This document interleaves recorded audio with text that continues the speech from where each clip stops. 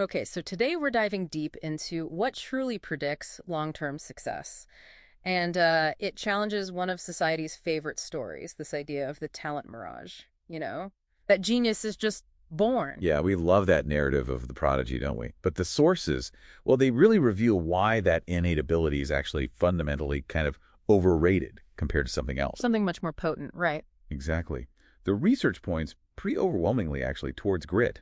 This is a non-cognitive trait defined by psychologist Angela Duckworth. Duckworth, right. I remember she observed early on that IQ alone just wasn't cutting it. It didn't explain which students really excelled. Precisely. She characterized grit as this combination of sustained perseverance and passion for really long-term goals. Okay, let's unpack that passion part immediately, because there's a critical distinction here, something we might call the grit mirage.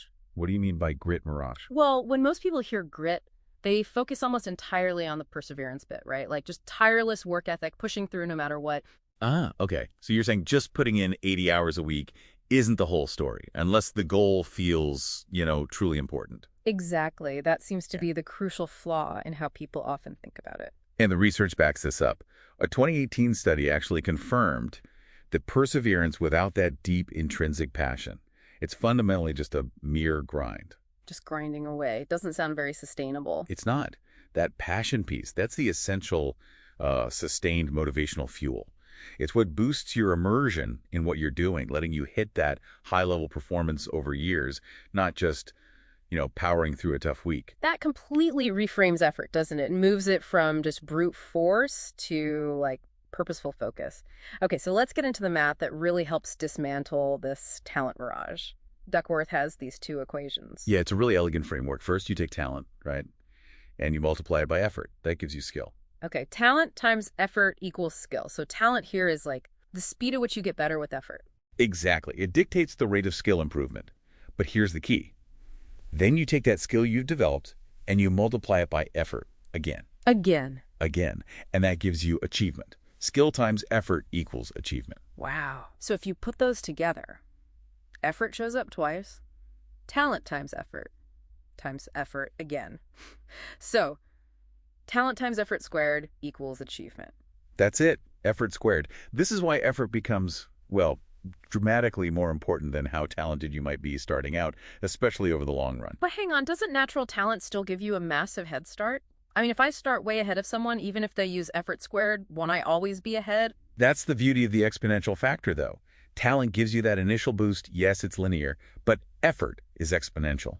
Over time, that relentless, passionate effort allows someone, maybe slightly less talented, to dramatically outperform the prodigy who coasts. The compounding effect of effort just overtakes the starting point. Exactly. That person putting in consistently double the focused effort can eventually overcome a pretty significant initial talent gap. We see this play out, right? Like Michael Jordan, famously cut from his high school varsity team. Yeah, as a sophomore.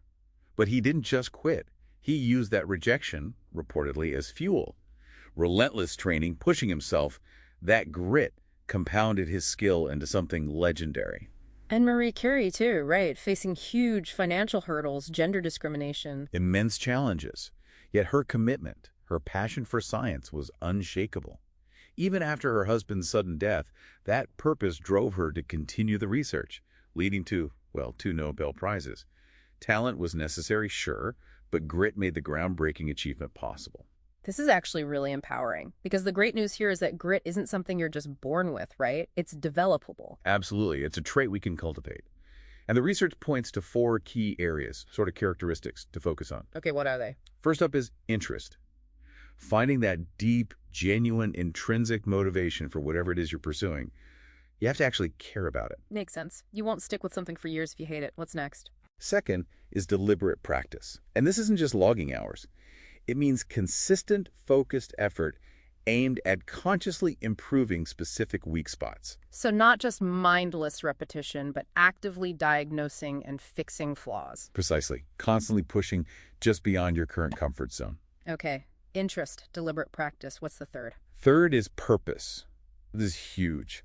It's about linking your goals to something bigger than yourself, something that matters to people other than ourselves, as Duckworth puts it.